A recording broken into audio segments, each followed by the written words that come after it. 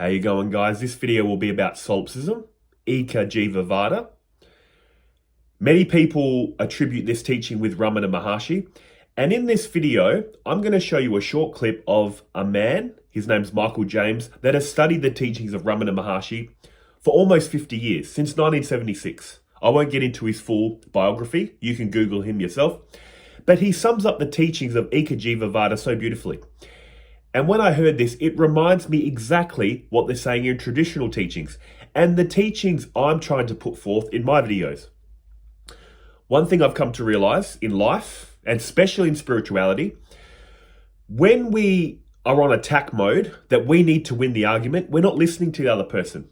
When we're in the state of being neutral, we can really understand what the person's saying and see where we're talking about the same thing. We're just using different words.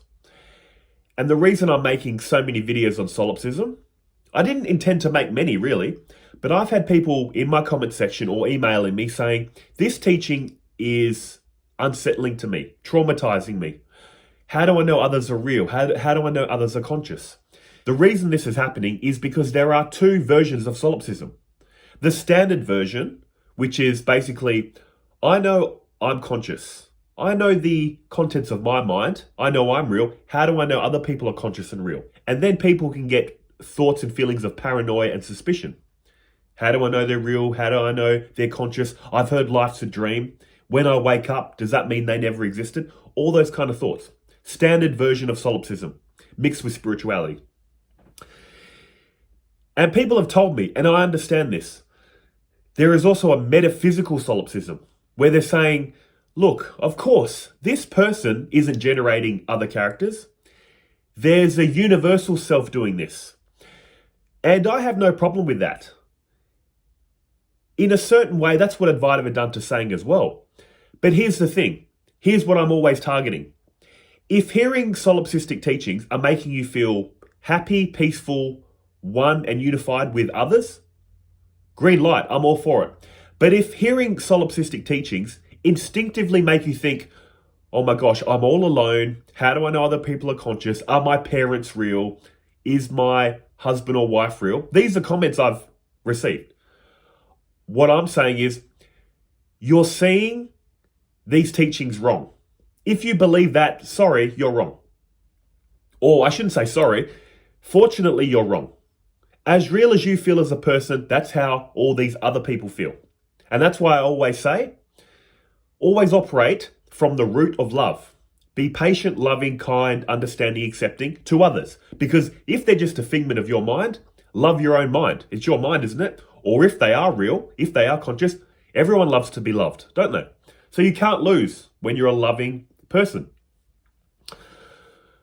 But what I'll do is I'll play the clip of Micheal James. He's speaking to a student, and the student's, well, I'll let you watch the clip. I won't commentate on the clip before you watch it, and then we'll have a discussion. So you'll see it here. Micheal James and a student.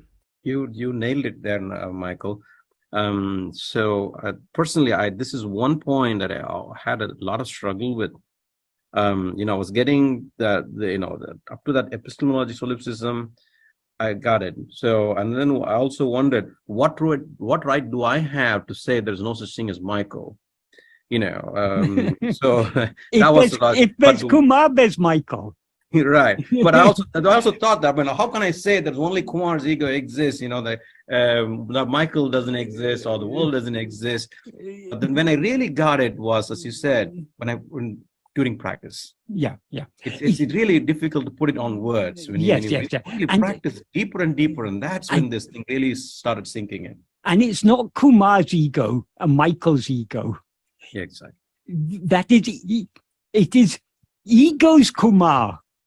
Ego takes itself to be Kumar. Right. So the ego doesn't belong to Kumar. Kumar belongs to ego. The ego has taken Kumar as I am Kumar. Right. And so long as you are Kumar, there are so many other people, and every person seems to be an I just like you. So I think for all interaction with the world, we should not apply Eka Jiva Vada. That is a misapplication of Eka Jiva Vada. As far as our interaction with the world is concerned, we should interact with this world on the basis of Nana Jiva, many variety, many jivas. So Nana Jiva Vada is to be applied in our interaction with the world. Eka Jiva Vada, Nana Jiva Vada means the contention that there are many jivas. Yes, we should act in the world as if there are many jivas, because for all intents and purposes, so long as I am this person, then every other person is an I. But for investigating who am I, that is where we need to apply Eka Jiva Vada, solipsism, the contention that there's just one jiva. That's only when we turn within. And if we investigate who am I, this one jiva, this one ego, we will find there's no such thing as ego or jiva at all. What actually exists is our own real nature, the pure Satchit that we actually are. So in that short clip, you would have seen how the student was saying, I've understood the standard version of solipsism, and it made me think, how can I, Kumar, think that Michael's not real? That he's a figment of my imagination. He's basically going down that path. And Micheal James says, yes, of course, that is not the way to view this. And then he says something so beautiful. He sums this up perfectly. He says,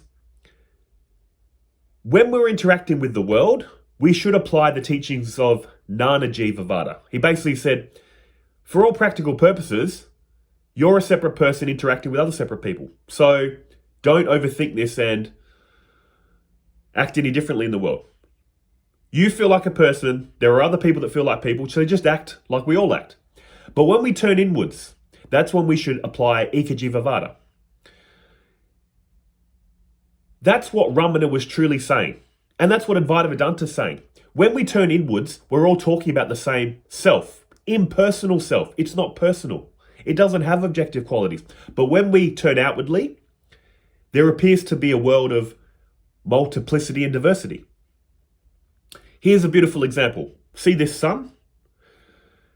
The source of all these sun rays is the one sun.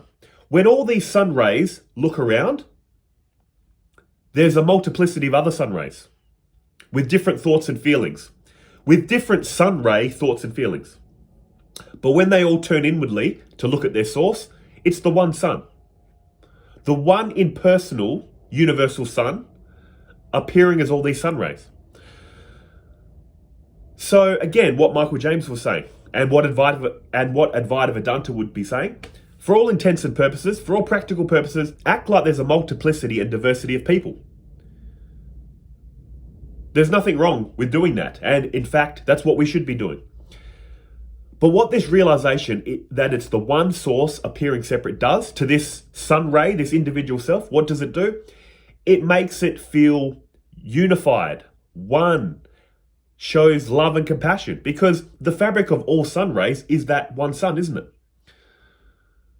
So what all this comes down to, if you feel fear, paranoia, anxiety, feeling alone, that's coming from a misunderstanding of the teachings. If you feel love, compassion, unity, a sense of peace and freedom, you're understanding the teachings correctly. What we truly care about in our experience is how we feel, isn't it? We know many things, but who cares? It's all about how we feel.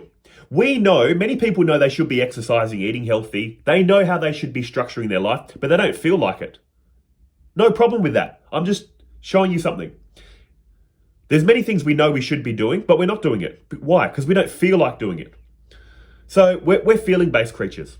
And again, I'd just like to repeat, if teachings of solipsism are making you feel fear, paranoia, anxiety, not wanting to live, something's going wrong. You're not understanding the teachings correctly. If you're feeling more oneness, unity, compassion with others, green light. Whether it's solipsism, Christianity, Hinduism, Judaism, Buddhism, this is all about how we're feeling. Also, that student in Micheal James' video says he was having trouble understanding it, but when he was doing the practices, he mentioned something about practices. I'm not sure what those were. Perhaps meditation. Exactly. When you sink into deep states of meditation, you take off this thinking mind, You're going to realize this for yourself. It's a direct felt experience. The oneness with all reality. It's an experience. It's a feeling. The intellect can only point to that. The intellect can only dangle the carrot to the ego to do these practices. Another thing I'll end on is I have a video next week on Thursday, Australian time, about Ramana Maharshi's, one of his talks. How what he's saying is not solipsistic. That video is basically me saying Ramana Maharshi was not solipsistic. And here's why. I pick apart his discussion with a student. But you'll see all that information in that video next Thursday. Just thought I'd make this quick video because Micheal James summed it up really beautifully. When we look out to the world, act like we've always done. I feel like a conscious person experiencing a world, so do others. So act in a loving, patient, non-reactive, kind way. When we turn inwards, we're all experiencing the same self. And just quickly again, before I end the video, this is what Advaita Vedanta is saying. They talk about applying knowledge and devotion. Advaita Vedanta is all about knowledge and devotion. Knowledge of the self and devotion to the world. But what does the ego do with these teachings? It warps it, like the ego does with everything. The ego inverts reality. Instead of applying knowledge to the self and devotion to the world, it applies devotion to the self, ego, knowledge to the world. When we're going through problems and suffering, when we're having strong desires, we're meant to go inwards and say, I'm not these negative thoughts, feelings. I do not need these desires that are trying to grab a hold of me. You're meant to apply knowledge and let them pass. What about the world? We're meant to apply devotion to the world. We're meant to be loving, humble, non-reactive, all that kind of stuff. What does the ego do though? It applies devotion to the self. Oh, it's all about my pleasure, my happiness, my well-being. Don't worry about the world. It's the one appearing separate anyway. They're just a dream character. See how the ego inverts all this. So again, the takeaway message, when we're interacting with the world, be loving, patient, kind. The golden rule of Christianity applies. Treat others how you want to be treated. Simple. The path is always love. Hope this video helps. Take care.